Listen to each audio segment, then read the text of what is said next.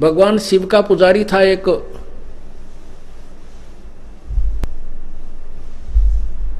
भस्मागिरी, और शिव जी के द्वार के सामने, उनके गेट के सामने ऊपर को पैर करके नीचे को सिरासन पर 12 वर्ष तक तप किया।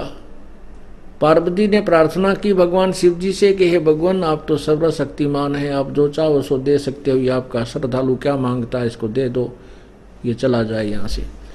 तो भगवान शिव ने कहा मांग भाई, क्या मांगता भस्मागिरी, मैं तेरे से अति प्रसन्न हूँ। भस्मागिरी कहने लगा कि भगवान वचनबद्ध हो जाओ तब मैं कुछ मांगूँ। भगवान शंकर ने अपना पीछा छुटवाना था कि बारने आगे रोज निकलते दिखे, धरना दे रखा है इसने। कहने लगा अच्छा भाई तथा मैं मांग क्या मांगता है, मैं वचनबद्ध होता हूँ। उसी समय खड़ा होकर के कहा कि मुझे अपना भस्म कड़ा दे दो। शंकर भगवान के पास एक भस्म कड़ा था जिसको किसी के सिर के ऊपर रख के एक बार यूं कह दे भस्म, वो तुरंत राख हो जाता था, जल जाता था। भगवान शिव ने सोचा ये भाई साधु भक्त है, अपनी रक्षा के लिए मांगता होगा, निकाल के कड़ा दे दिया, क्यों वचनबद्ध हो चुके थे। अब वो दुष्ट आत्मा राक्षस स्वभाव का धारण किए हुए क्या मन में गंदी सोच लिए बैठा था, क्या तप कर रहा था कि कड़ा लेकर, भस्म कड़ा लेकर शिव जी ने मारूंगा और पार्वती को पत्नी बनाऊंगा। ओए होए, वो तेरा गजब हो। तो गीता जी के ज्ञान को हमने समझने के लिए थोड़ा सा दिल डांटना पड़ेगा, एकदम उफान नहीं आना चाहिए, क्योंकि हम इनके बहुत पुराने पुजारी थे, इसलिए एक बार हमें भी धक्का सा लग गया था। पर ज्ञान को सुने और समझे, आप शास्त्र को सामने देखकर हम संतुष्ट हो गए थे कि सचमुच हम गलत रास्ते जा रहे। अब भगवान शिव जी भाग लिया अपनी मृत्यु के डर से। ये भी विचार करना ध्यान से, क्योंकि भगवान का भागना सिद्ध करता है कि शिव जी अविनाशी नहीं है, मृत्यु का कोप है। भस्मागिरी पीछे पीछे भाग लिया, भगवान शिव जी आगे आगे। भगवान ने आकर के पार्वती रूप बनाया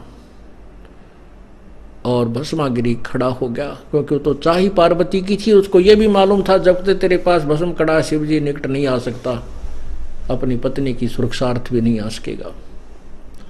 इसलिए भस्मागिरी रुक गया और शिव जी भागा जा रहा है, कभी पीछे देख ले, कभी डांक ठोक दे। उधर से शिव पार्वती रूप बना करके भगवान ने आकर के उसको अपना कहा कि रुक जाओ, आप क्यों भाग रहे हो, मैं तेरे पास आ गया हूं। भस्मागिरी डट गया। अब पार्वती रूप में भगवान ने कहा कि तू डांस करके दिखा मुझे। वो कहने लगा मैं तपस्वी आदमी हूँ। भस्मागिरी बोला मुझे डांस करना नहीं आता। पार्वती के रूप में भगवान बोला कि मैं सिखाता हूँ तुझे, इस पैर को आगे कर, इसको पीछे कर, इस हाथ को ऊपर ला, इसको और थोड़ा और ऊपर ला। वो जब सिर पे हाथ आ लिया, जिसमें हाथ में कड़ा था भस्मागिरी का, उसी के सिर पर, भस्मागिरी के सिर पे जब हाथ वो कड़ा आ लिया, कह दिया भस्म, वो भस्मागिरी खत्म हो गया। तब भगवान शिव जी का दिल डटा, वापस अपनी पत्नी के पास आया। पुण्यात्माओं, ये कथाएं हम पहला भी सुना करते, पर दिमाग काम नहीं कराया करता है, क्योंकि हमारे पास ये तत्व ज्ञान रूपी टॉर्च नहीं थी, ताकि इस अंधेरे में हम पहचान सके अच्छे और बुरे को। अब हमारे पास तत्व ज्ञान रूपी तराजू होगी, इस तुला पर हम तुरंत तोल कर देख लेते हैं किसका कितना वजन है। और ये भस्मासुर कहलाया, फिर वो भस्मा असुर, भस्मा राक्षस। रावण ने शिव जी की पूजा की थी इष्ट रूप मान के, तमोगुण शिव की। राक्षस कहलाया और कुत्ते वाली मौत मरा।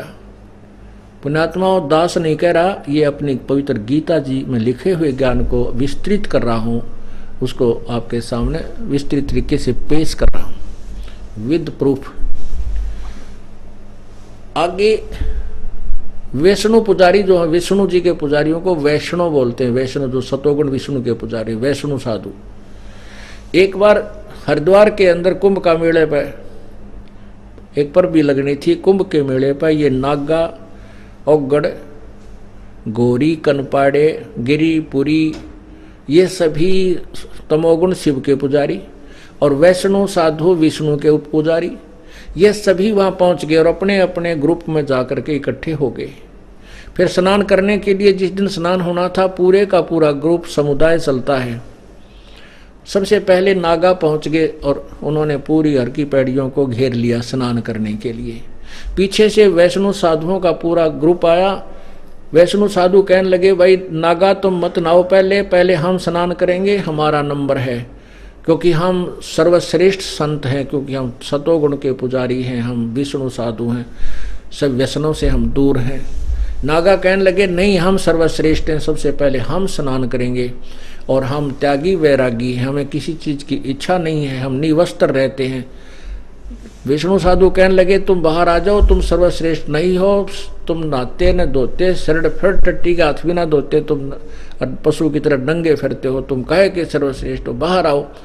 इस तरह बातें उन्होंने नागाओं को कह दी। नागा फिर अपना वापस मुड़ लिए, लट्ठम लट्ठा मुक्कम मुक्का। वो भगवान भी भूल गए, हर की पैड़ी भी खत्म हुई, नहीं याद रही, और ना ही वह पर भी याद रही जिसके लिए नान गए थे। मुक्का मुक्का फिर तलवार निकाल लाए, तीर मारे एक दूसरे को। 25,000 वो ये त्रिगुण पुजारी कट कर वहां पर जो है कत्लेआम हो गया, आपस में लड़ मरे और गंगा के पानी को लाल कर दिया और उसमें सब बह बह कर चाल रहे हैं उन पुजारियों के। पुण्यात्माओं, इस सदग्रंथ को हमने समझ करके तत्व ज्ञान को ग्रहण करना है और तत्व ज्ञान की रोशनी में कदम रखने हैं, कहीं ठोकर ना लग जा। पहले बहुत भटक चुके हैं।